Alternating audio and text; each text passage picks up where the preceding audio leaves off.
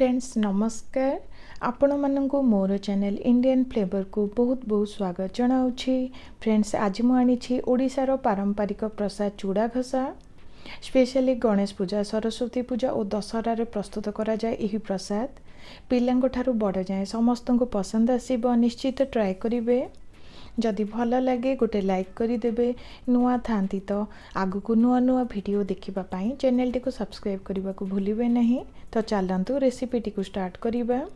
यही सब सामान को नहीं एठी देखंतु गोटे कप हेबो चूड़ा को नहीं देखंतु चूड़ा को भल भाव सफा करी नहीं दरकार हिसाब से एठी मु अधे कप हेबो गुड़ को नहीं ता सहित प्राय 2 ରୁ 3 चामच हेबो नड़िया पानी को नहीं जहाद्वारा बहुत सुंदर टेस्ट आसीबो।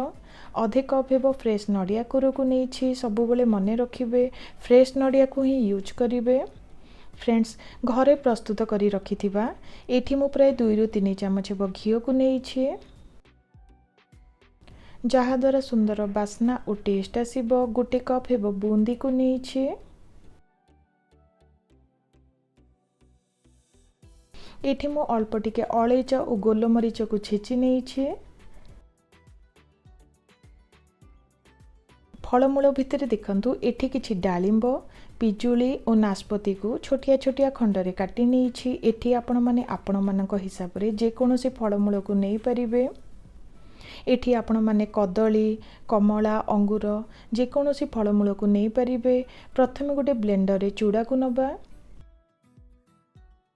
फ्रेंड्स चूड़ा को अधिका चिकन करिवार किछि दरकार नुहे टिके खदरिया करी ग्राइंड करी नबा। देखंतु एबे गोटे प्लेट को काढ़ी नेउछे।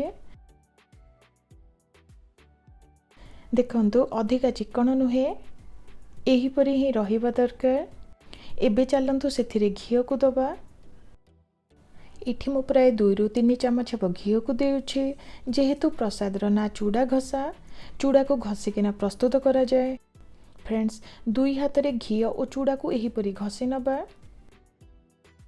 फ्रेंड्स जेते भल भाव रे चूड़ा सह घी को घसिबे सेते सुंदर प्रसाद आमर प्रस्तुत हेबो। जेपरी चूड़ा घी सह भल भाव रे न मिसिछि प्राय 2 ରୁ 3 मिनिट पई एही परी घसी नबा।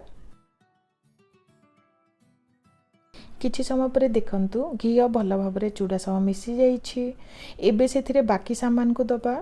प्रथमे सेथिरे दरकार हिसाब रे गुड़ को देउछि। एठी आपण माने चीनी मध्य देई परिबे। फ्रेंड्स मार्केट रे जे गुंड गुड़ मिलुछि सेही गुड़ को यूज करिछि। गुड़ को देला परे हाथ रे भल भाव रे सब को मिसाई नबा। चूड़ा भोग रे चीनी ऐड करिबा द्वारा टिके अलगा टेस्ट आसी थाए गुड़ रे टिके अलगा टेस्ट आसी थाए। जे माने चीनी खाउ न थांते से माने गुड़ को नहीं परिबे। देखंतु गुड़ को भल भाव रे मिसाई नेली। एबे सेथिरे अलैच और गोलमरीचर गुंड को दबा। ता सहित दरकार हिसाब रे नड़िया कोर को देउछि। एबे सेथिरे मीठा बूंदी को दबा। ता सहित नड़िया पानी को देउछि। एठी आपण माने खाइबा कर्पूर मध्य देई परिबे। एबे सेथिरे फल कटा को दबा।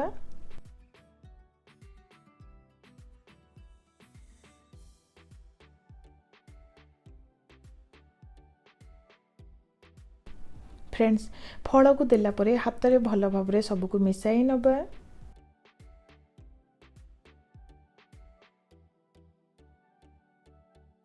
देखंतु एही परी चूड़ा सह भल भाव रे सब को मिसाई नेउछि।